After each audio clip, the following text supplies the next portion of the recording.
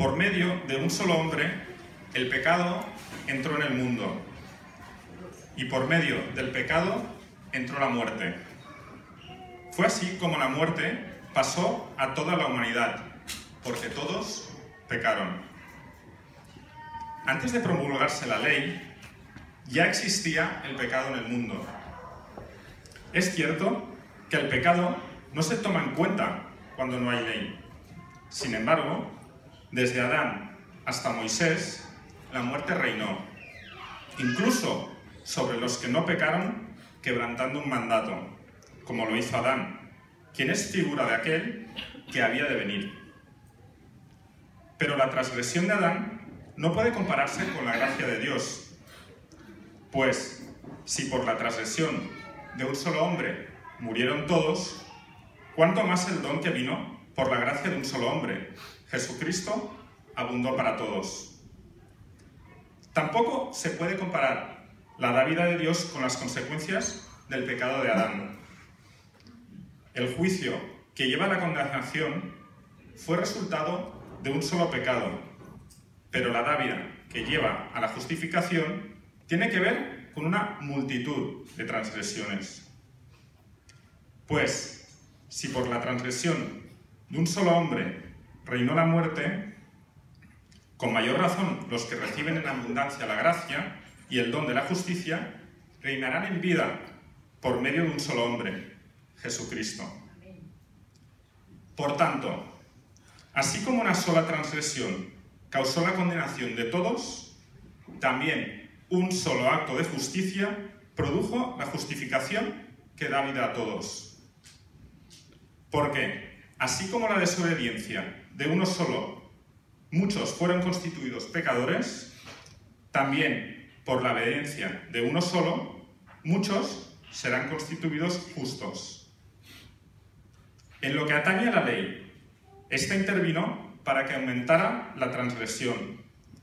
Pero ahí, donde abundó el pecado, sobreabundó la gracia, a fin de que, así como reinó el pecado en la muerte, reine también la gracia que nos trae justificación y vida eterna por medio de Jesucristo nuestro Señor. Pues damos paso a Juan, que nos compartirá la palabra.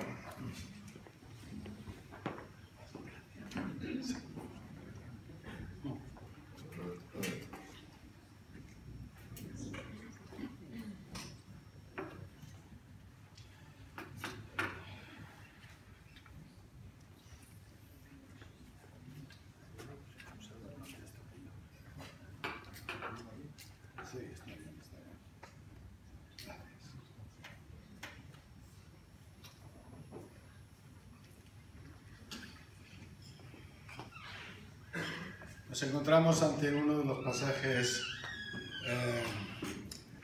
de mayor enjundia de las Sagradas Escrituras y que hay veces que nos cuesta entender por la cantidad de contrastes que el apóstol Pablo hace en esta ocasión. En cierta ocasión, un pastor evangélico americano quiso ilustrar este principio básico que encontramos en este pasaje. Y para ello hizo algo bastante singular, y es que colocó un ataúd delante del púlpito.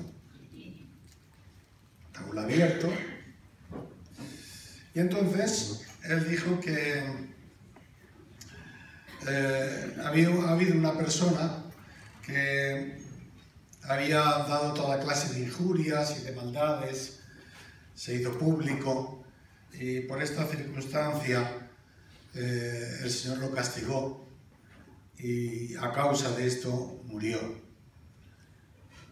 Y aquí lo tenéis, en este ataúd abierto.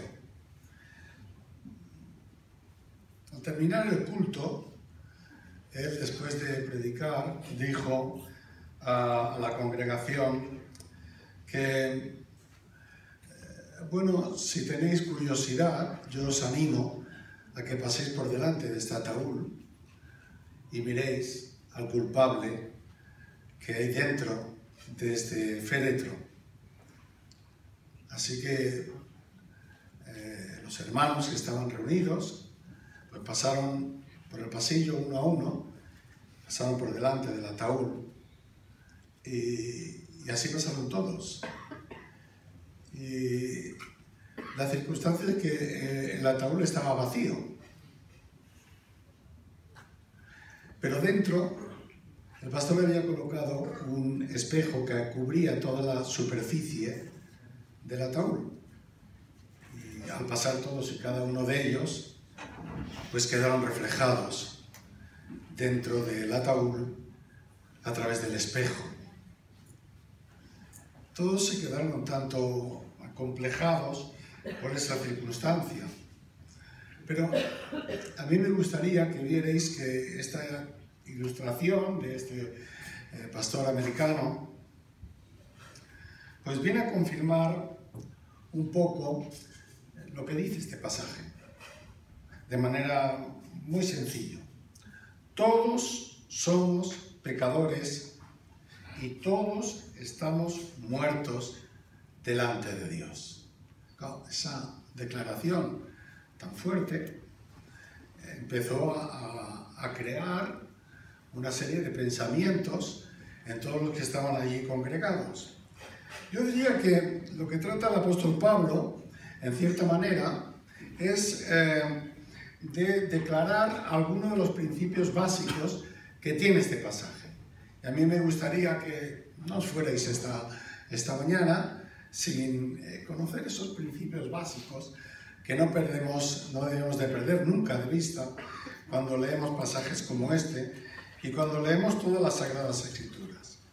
Lo primero, el primer principio básico que declara el apóstol Pablo es que el pecado entró en el mundo por un hombre. Este hombre era Adán. Adán, como sabéis, pues después de vivir seguramente siglos, no sabemos cuántos, pero mucho tiempo, la Biblia no nos lo dice, fue tentado por Satanás para pecar, para caer. Y le invitó a que comiera del árbol, de la fruta, o la fruta del árbol que había en medio del huerto, que era el árbol de la ciencia del bien y del mal. Aparentemente no tenía ninguna trascendencia de ninguna clase, pero ahí estaba la orden de Dios, ahí estaba el mandato de Dios. De todo árbol podrás comer, de todo lo que tienes en el paraíso podrás degustar, excepto de este árbol, del cual yo te pido que no comas, porque el día que comieres, morirás ciertamente. Bueno, la tentación empezó, dice aquí, por un hombre, de hecho empezó por la mujer.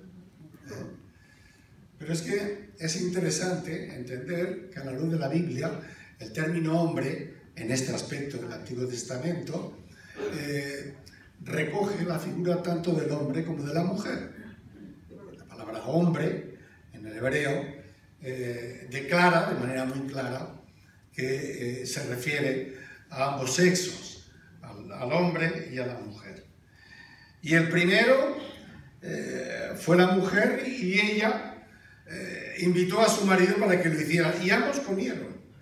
Y a partir de ahí se abrió, no vamos a decir una especie de sima, de separación, sino sencillamente que se abrió un distanciamiento entre el Creador y la criatura, entre Adán y Dios, entre Dios y Adán. Y algo que provocó justamente la desobediencia dio lugar a una separación.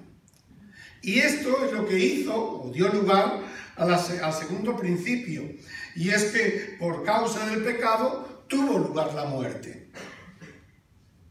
La Biblia declara que hay 3 clases de muertes.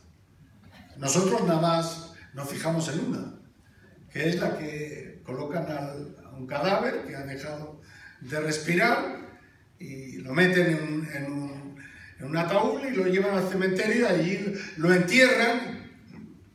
Y esta es la única muerte que conocemos. Pero la Biblia nos dice que son 3 las muertes. No nos fijemos simplemente en la física. La primera muerte, y fue la primera que descubrió Adán, fue la muerte espiritual. La separación entre Dios y el hombre, entre el creador y la criatura.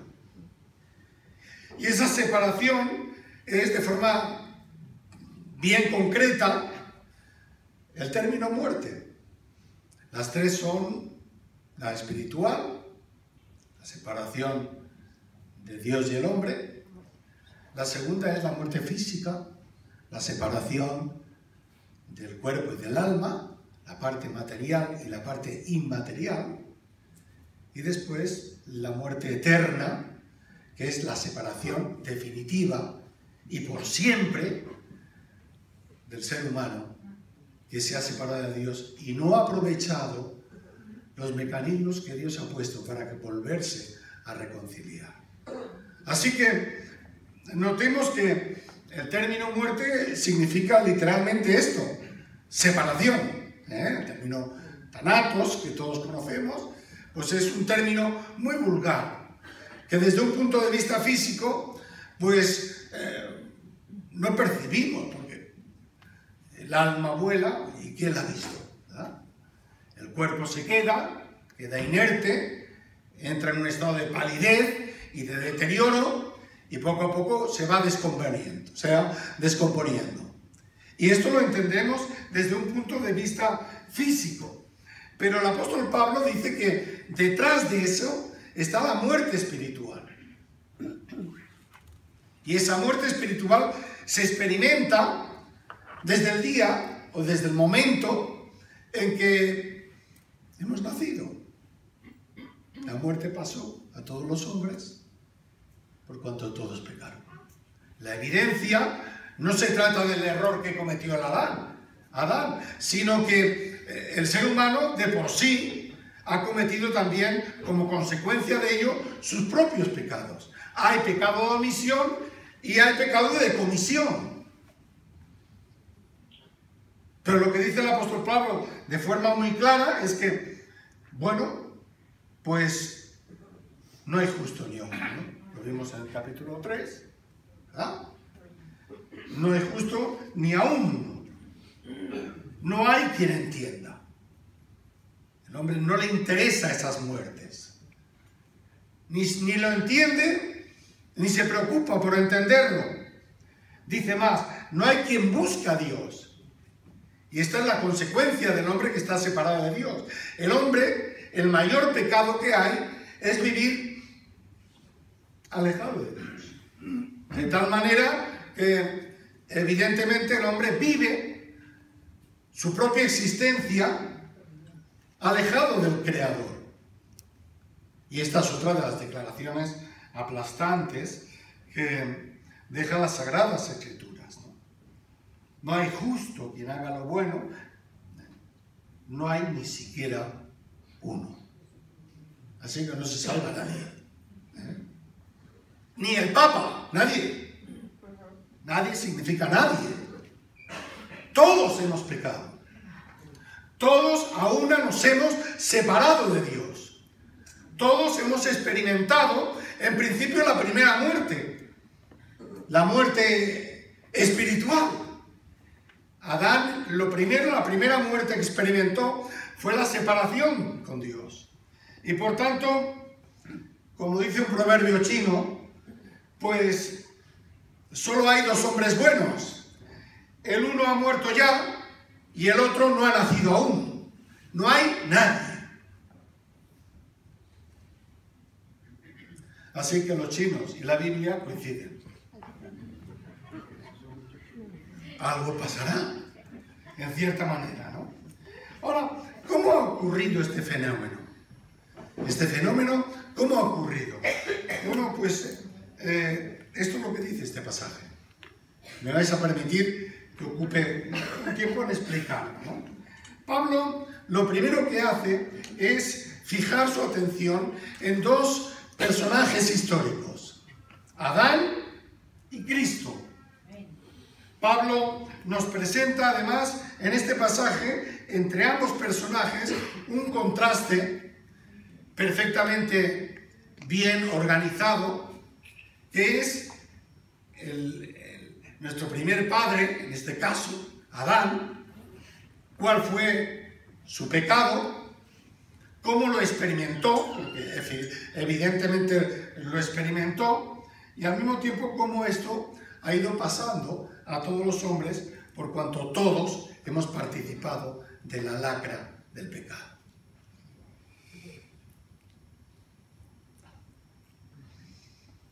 Ese contraste es que Adán introdujo el pecado en el mundo y como consecuencia del pecado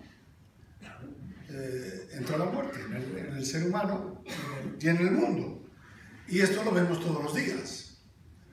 No hace falta que recurramos a nada, pero hasta los periódicos tienen una página para decir muchas personas han muerto.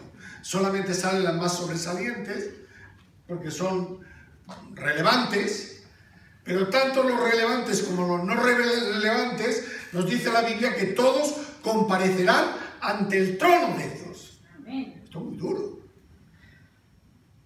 Y lo dice de forma muy elocuente, porque dice que todos comparecerán ante el trono de Dios de pie ante Dios.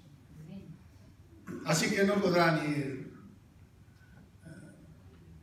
buscando el agasajo divino. No, todos de pie. Y ahí estamos tú y yo. Y todo el ser humano. Ahí se presentará, por muy rey que fuera, Juan Carlos I. Y también su hijo, Felipe VI. Y no sé cuántos vendrán más, pero ahí estamos todos. Ahí vendrán los grandes emperadores que hicieron un nombre en la historia, los grandes césares, los grandes investigadores, que parece que tuvieron un papel relevante en la historia. Ahí estarían también los grandes médicos, los grandes escritores, los filósofos, los historiadores, todos de pie ante Dios. Es uno de los pasajes más escalofriantes que encontramos en las Sagradas Escrituras. Lo encontramos en Apocalipsis capítulo 20. Yo no voy a dedicar tiempo a esto porque no es el tema de hoy, pero es muy bonito, el pasaje, por lo menos a mí me gusta, porque dice que delante de ese tribunal pues serán abiertos los libros y allí estará todos los libros, todos los nombres de las personas que no han llegado a conocer a Cristo en esos libros. Lo que pondrá solo lo sabe el Señor. Él lo ha visto todo. Y por otro lado, dice que además se abrirá otro libro, que es el libro de la vida, y ahí estarán registrados los nombres de las personas que un día reconocieron lo que eso nos dice que vamos a meditar, y después reconocieron que Cristo podía dar solución al problema espiritual del ser humano.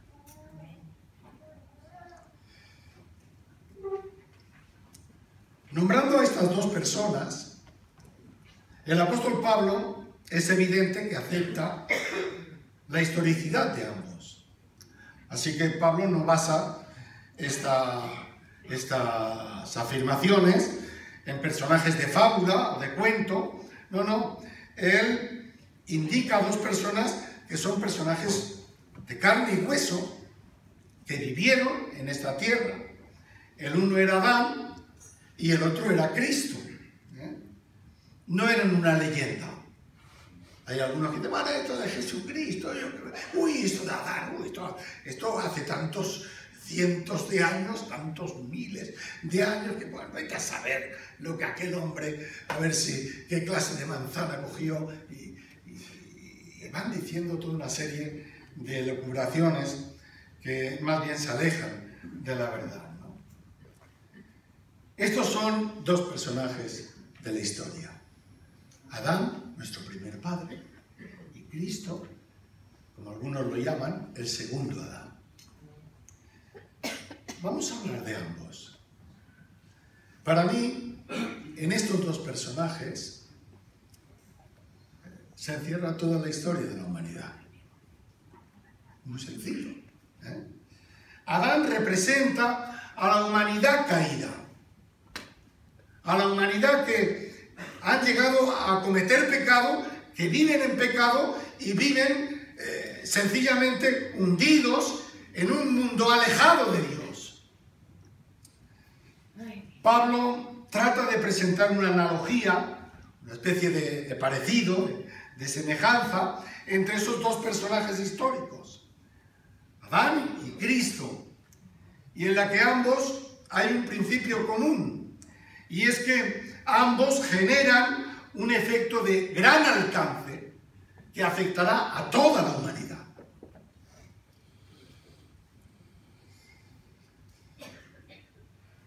Hay un principio común, y es que los dos son cabeza, permitidme la expresión, cabeza como algunos lo llaman, cabezas de raza. Adán es el cabeza de raza de la humanidad caída. Y Cristo es cabeza de raza de la humanidad redimida, o como otros llaman, de la nueva humanidad.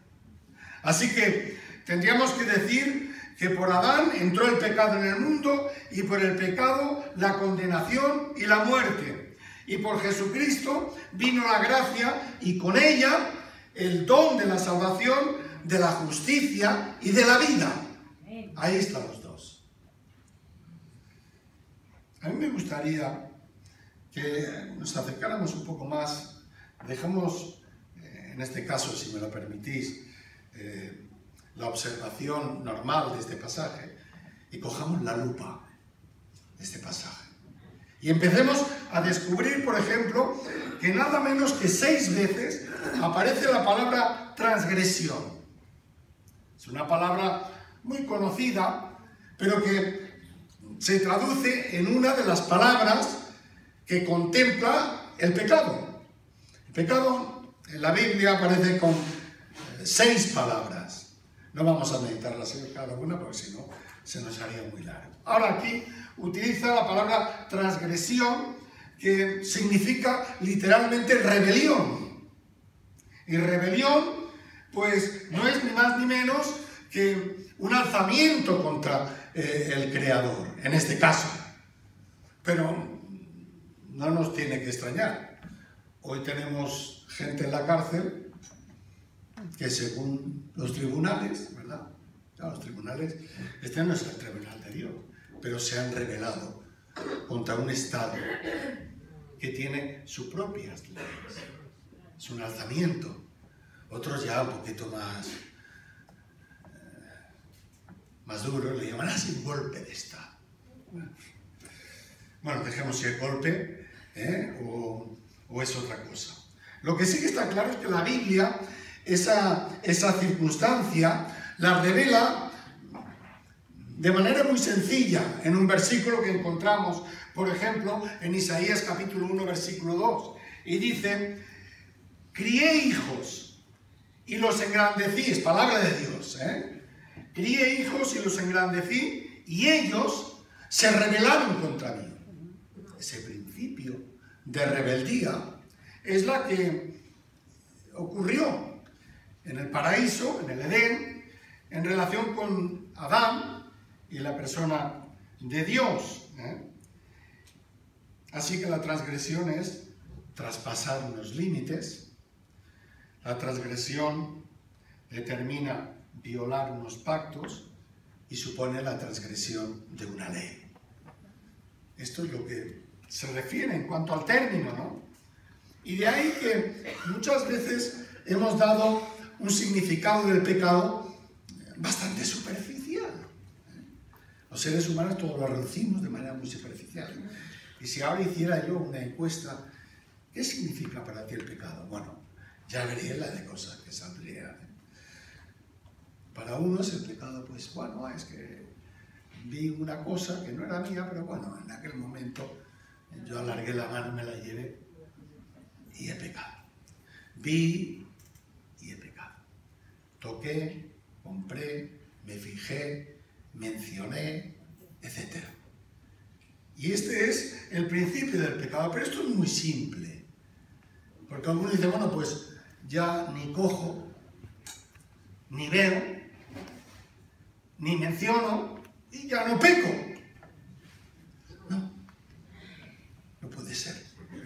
El hecho de haber heredado por causa del pecado de Adán la naturaleza pecaminosa, lo que en otra palabra la Biblia llama concupiscencia, y que es una palabra muy rara, pero determina sencillamente el estado natural en la que vive el hombre antes de abrir su corazón a Cristo. Se han dicho muchas cosas de la concupiscencia. Una vez un predicador empezó a hablar de la concupiscencia ampliamente y después hubo un culto de oración y una señora se levantó y dijo: Señor, dame mucha concupiscencia. Evidentemente no tenía muy claro lo que significaba esto. El pecado, de una manera muy reducida, y permitidme que lo explique de forma muy sencilla y muy concreta. El pecado se constituye en el establecimiento de una falsa independencia. Es la sustitución de la vida que agrada a Dios por la vida que me agrada a mí. Este es el pecado. Y ahí esto entra todo. Lo que puedes hacer, lo que puedes pensar. Una vida que agrada a Dios, que tendría que ser, de hecho, la que nos moviera a obedecer, por una vida que me agrada a mí y que antepongo a la voluntad de Dios. Esto es pecado, sencillamente. El pecado es el establecimiento de una falsa independencia y ser sustituido por la vida, en vez de que agrade a Dios, que me agrade a mí. Bueno, ahí está el pasaje de Génesis 3, versículos 3 al 5. Sabe Dios, decía la persona de Satanás, ¿no? Sabe Dios que el día que comiereis de esta fruta serán abiertos vuestros ojos. Yo cuando estaba leyendo esto me acordaba de Alibaba y los 40 leones. No leones, no, ladrones. Fue un descubrimiento. Aquel hombre llegó ante una puerta muy grande. Eso es lo que explica el cuento, Y claro, ¿cómo puede entrar? Claro, él bueno, pues si por aquí vienen los ladrones y dejan todo lo que han robado, pues esto aquí tiene que haber una riqueza estupenda, ¿no? Y bueno, cuando él abrió la puerta y descubrió todo lo que había, pues para él todo era suya, porque el que roba a un ladrón, esto es lo que se piensa, ¿no? Pero la Biblia no presenta el pecado como un fracaso solamente del hombre. La Biblia presenta el pecado en una fractura entre el hombre y Dios. Y tal fracaso comporta una fractura que sirve hasta que nosotros un día tomemos o dejemos de tomar una decisión personal. Hay algunos que esa decisión personal la tomaron siendo muy jóvenes o muy niños, vete a saber. Yo la tomé que tenía 14 años, ya veis, y tengo poco más de 18. Pero, ¿qué quiere decir con eso? Que en cualquier momento puedes cambiar de posición delante de Dios. Así que, por causa de aquel pecado, se desencadenó la muerte, y la muerte pasó a todos los hombres por cuanto todos pecaron. El apóstol Pablo diría un poquito más adelante, que ya llegaremos en los estudios que se están haciendo, que el salario del pecado, la paga del pecado, es muerte. el pecado no conduce a otra situación que no sea la separación entre Dios y su criatura. Y es interesante porque yo estoy convencido, no lo dice la Biblia, pero yo estoy convencido porque se deduce de forma muy clara que Adán y Eva vieron esa consecuencia y fueron horrorizados cuando vieron a Caín que mató a Abel. Lo vieron. Y verían cómo después la muerte persigue a ambos personajes que también consideramos que son históricos. Para decir la verdad, pues han habido argumentos en contra en relación con esto. Y claro, algunos han dicho esto no es justo. Pues claro, ¿qué culpa tengo yo en pagar las consecuencias de otro hombre que vivió hace miles de años antes que yo? ¿Yo qué tengo que ver en esto? ¿O no pensáis así? Claro. Sí, sí. Pero claro, hemos de confesar, y esto es muy práctico, se puede hacer muchísimos ejemplos, y todos son ejemplos fehacientes, que eso ocurre en muchas facetas de la vida. ¿O no ocurre lo mismo cuando las decisiones de un gobernante implican a todo el Estado? Hace unos años, las decisiones de un gobernante llevaron a toda una nación a estar en guerra contra otra. Yo no hice nada. Yo no voté. Yo no permití. Yo no insinué. Yo no apoyé. Sí, pero el gobernante es el cabeza de la nación.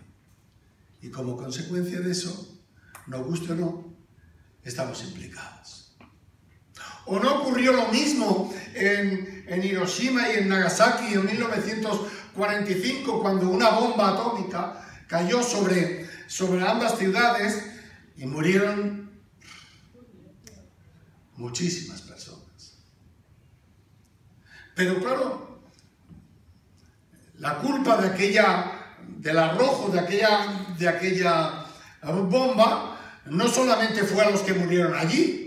Es que cuentan, y además así se ha podido llegar a refrendar, que las consecuencias nucleares de esta tragedia abarcan hasta la tercera y la cuarta generación. ¿Y qué culpa tuvo un niño que nace 60 años después en relación con el arrojo de una tragedia de esta naturaleza?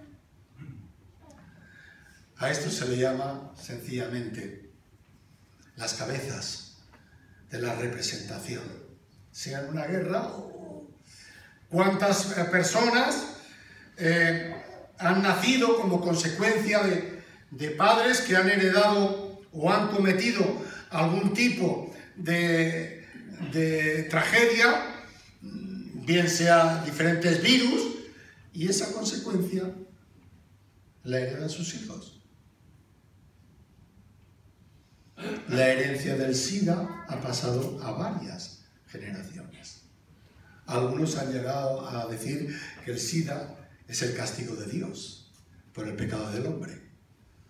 Es triste, pero la verdad es que se sucede. ¿Qué culpa hay?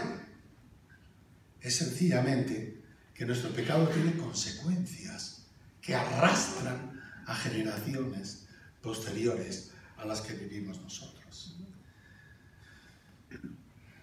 El pecado, hermanos, si lo tuviéramos que resumir, diríamos que ha sufrido tres direcciones. En primer lugar, el pecado obstruye nuestra relación con Dios, lo que hemos dicho antes, la muerte espiritual. En segundo lugar, el pecado destruye las relaciones humanas, de los seres humanos. Y por nuestras propias consecuencias y nuestros propios actos, pues creamos animadversión, venganza, homicidio, hasta donde vosotros queráis puede llegar esto, entre los seres humanos. Alguno dice, ¿y qué culpa tengo yo que un señor venga en dirección contraria por una autopista conduciendo un coche y arrastre varios accidentes matando a varias personas? No, el que iba de forma legal por su parte de autovía, pues no ha cometido nada, pero ha causado muerte. Y así podríamos decir en muchos casos que se dan. Y por último, el pecado cauteriza nuestras conciencias. Llega un momento que estamos tan absortos en ese mundo que a veces simplificamos el pecado. Y por eso algunos han dicho, hay dos clases de pecado. El pecado venial, que hasta suena suave, y el pecado mortal, que suena fuerte. Pero en la Biblia esos términos no existen. En la Biblia Dios ve al hombre sencillamente un hombre pecador. Y cuando digo un hombre, me refiero, como hemos dicho al principio, al hombre y a la mujer. Así es como nos ve Dios. Y no importa cómo los ven los filósofos, o los científicos, o los etcétera. No. Lo que importa aquí es cómo nos ve Dios. Y esto le llevó a un filósofo alemán, Feuerbach, a decir una declaración tremendamente fuerte. Necesitamos hombres nuevos. Los que hay no valemos. Estamos contaminados por una lacra que se llama pecado. Necesitamos hombres nuevos. Esto es todo lo que ha traído la muerte de Adán. Un personaje histórico. Ahora, el segundo personaje es Jesucristo. Si el primero representa a la humanidad caída, el segundo representa a la humanidad redimida. Y en esa segunda parte, muchos de los que estamos aquí, no sé si todos, pero muchos, hemos recurrido a Cristo como nuestro único y suficiente Salvador personal. Y en la segunda parte del capítulo, el apóstol nos presenta el remedio. Si el uno provocó el distanciamiento de Dios y de los hombres, el segundo representa el remedio para la humanidad, el acercamiento entre Dios y el hombre. Hay un solo Dios, diría el apóstol Pablo en Timoteo. Hay un solo Dios y un solo mediador entre Dios y los hombres. Y como si fuera una piedra aplastante, Jesucristo, hombre, es el único mediador. Puedes creer otros remedios, pero hay remedios que han causado víctimas a la humanidad. El remedio bíblico que viene del cielo es Jesucristo, el representante de la humanidad redimida. Ahora fijaos que este remedio, el apóstol lo hace lo mismo que la primera parte, en forma de contraste. Y hay otra frase, volvemos a coger la lupa. 2 veces se menciona la palabra mucho más. Es interesante el texto. Mucho más. Para los muchos, la gracia y el don de Dios por la gracia de un hombre, Jesucristo, ¿no? Y lo mismo diría después, más adelante, en el versículo 19, ¿no? Porque así como por la desobediencia de un hombre los muchos fueron constituidos pecadores, así también por la obediencia de uno los muchos serán constituidos justos. Se me ha caído un papel. Gracias, José Luis. ¿Qué quiere decir esto? Pues tendremos que utilizar el término mucho más, porque en ambas se centra donde está el remedio espiritual para la muerte espiritual del hombre. Adán y Cristo son dos figuras históricas de enorme calado, ¿no? Ambos representan dos aspectos de la humanidad. Adán representa al hombre natural, Cristo representa al hombre sobrenatural. Adán representa la humanidad caída, Cristo representa la nueva humanidad, la humanidad que ha vencido sobre el pecado. Adán representa la transgresión y la desobediencia, Cristo significa la obediencia, el amor al ser humano. Adán significa la muerte, Cristo significa la vida.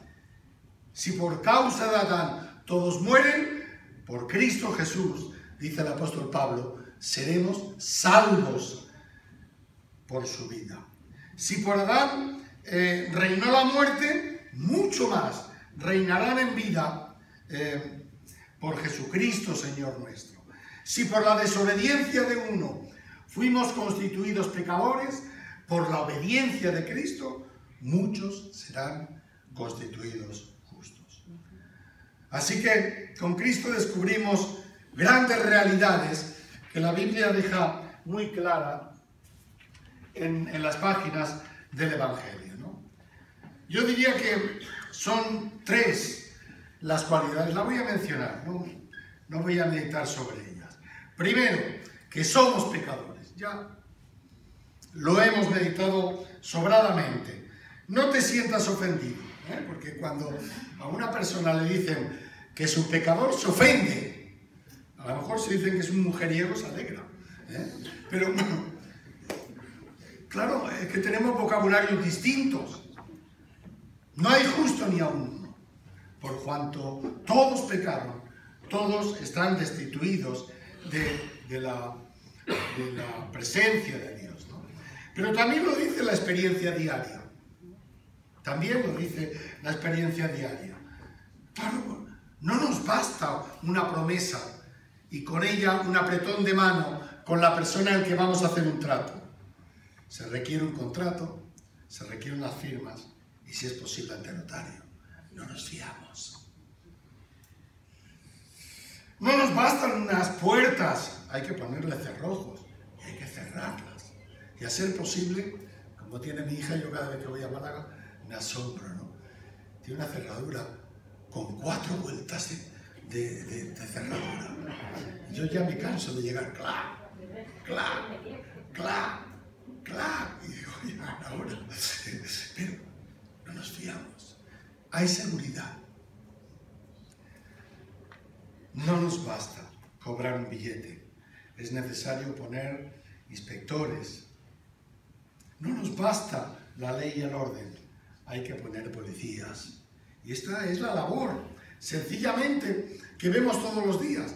Y por eso en la Biblia deja bien claro que el Espíritu Santo tiene la tarea de convencer de esto.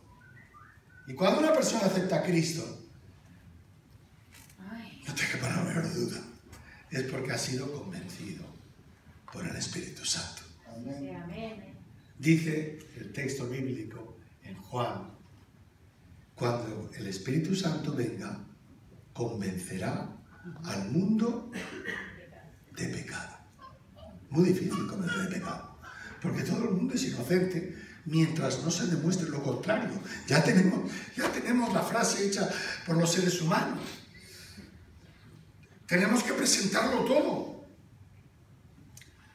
El Espíritu Santo, cuando venga, convencerá al mundo de que los seres humanos son pecadores. Así, de claro.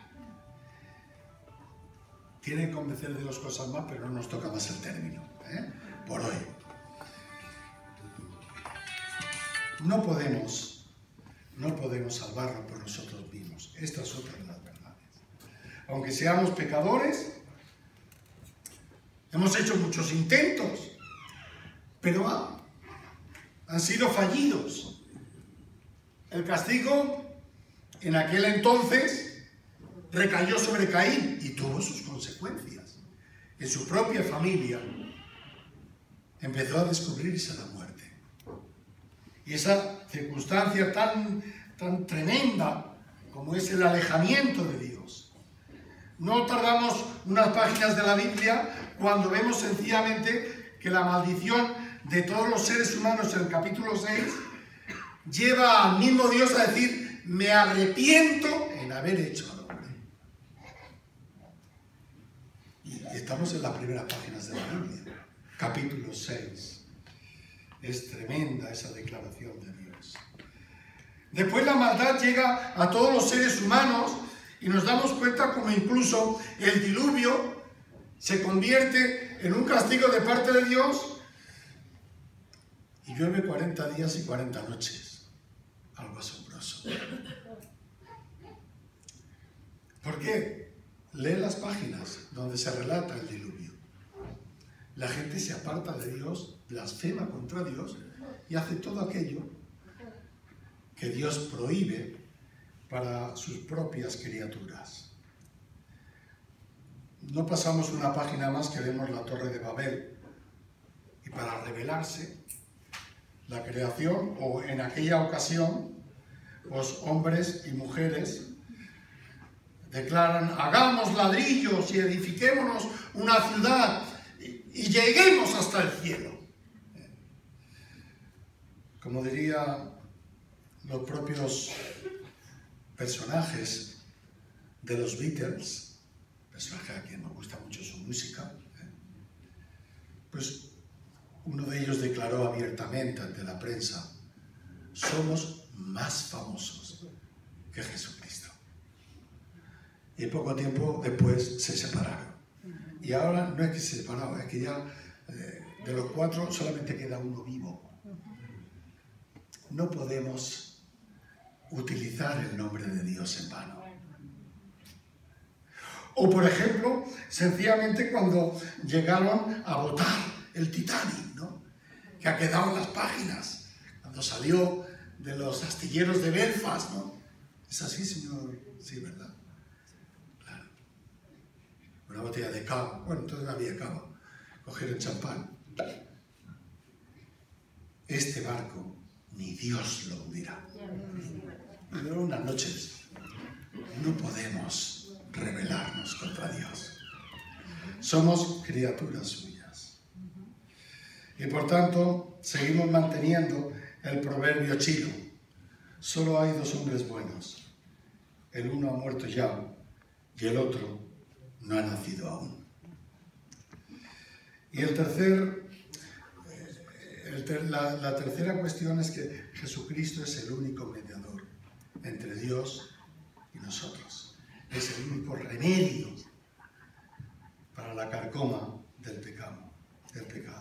Así como por la desobediencia de un hombre los muchos murieron, también por la obediencia de uno solo, Jesucristo, será la salvación y la vida. Y el apóstol Pablo, que es enormemente, sobre todo pedagógico, su forma de expresarse, él diría a Timoteo, tiempo más tarde de haber escrito la epístola a los Romanos: palabra fiel y digna de ser recibida por todos, que Cristo Jesús vino al mundo para salvar a los pecadores, de los cuales yo soy el primero. Así que, ya veis, concluyo, hermanos, con unas palabras de un médico escocés que me gustaron mucho. Es muy conocido porque fue el que inventó el cloroformo. Y a él le hicieron una pequeña encuesta, unos periodistas. Él se llamaba James Simpson, y le hicieron una pregunta: ¿cuáles han sido los descubrimientos más grandes que usted ha hecho en su vida? Y él responde: el primero es que soy un pecador. Y el segundo es que Cristo Jesús vino al mundo para salvar a los pecadores, de los cuales, digo como el apóstol Pablo, yo soy el primero. Hermanos, Dios quiera que estas afirmaciones tan hermosas que vemos también en hombres ilustres, que bien pueden ser escoceses o norteamericanos, no importa. Lo que sí que es verdad es que son personas que reflexionan no solamente por las cosas más insignificantes de esta vida, sino también por las cuestiones que atañen al carácter espiritual del ser humano. Algún día tendremos que presentarnos delante de Dios. Los que ya le hemos conocido, no nos importa demasiado. Nuestro nombre está escrito en el libro de la vida. Y daremos gracias a Dios. Señor, gracias porque un día nos convenciste a través de tu Espíritu de que éramos hombres y mujeres pecadoras. Y sobre todo te damos gracias porque tu Hijo, nuestro Señor Jesucristo, tomó nuestro pecado y lo clavó en la cruz por cada uno de nosotros. Él es nuestro Salvador y Señor por los siglos de los siglos. Amén. Oremos y terminamos. Señor, gracias te damos por maravillas tan hermosas como las que encontramos en tu palabra. Gracias, Señor, por este estudio de la epístola a los romanos, que ves, Señor, fue escrita hace muchos siglos, pero aún sigue teniendo verdades que afectan al hombre y a la mujer del siglo XXI. Permite, Señor, que tu palabra llegue a sus corazones y transforme su vida para la gloria de tu nombre. En el nombre de Jesús. Amén.